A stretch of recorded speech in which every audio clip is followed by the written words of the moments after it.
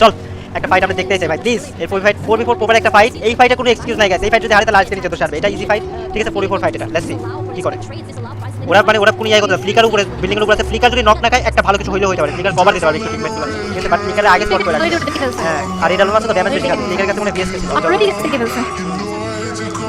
Okay guys দেখো সেটা আরে ছি ছি ছি, বেশি টাইম নিলো যে উপর থেকে আবার ফ্যালকন থার্ড পার্টি করবে আবার।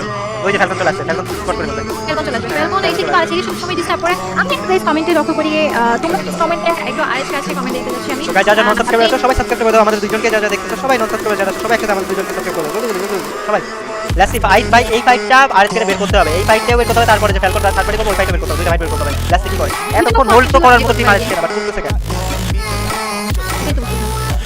ওকে বিপি টিমে কিন্তু দুজন শেষ আর দুজন বেঁচে আছে। আমি চাই বিপি টিমটা তাড়াতাড়ি ওয়েপার হয়ে যাক। এন্ড এটা যেহেতু লাস্ট ম্যাচ আমি জাস্ট ট্রাই ও চি পেইন থ্যাংক ইউ সো মাচ। কেমনে বেঁচে গেল দেখতো, মানে পানিতে পড়ে পড়ে বেঁচে যায়, এটা কেমনে দেখতো অবস্থা এই টিমে। পেইন টিমটা কিন্তু অনেক অন্য লেভেলে খেলে এগুলো, ওরা ঠিক আছে, খুব লিটারালি অন্য লেভেলে খেলে। নিতে পারে।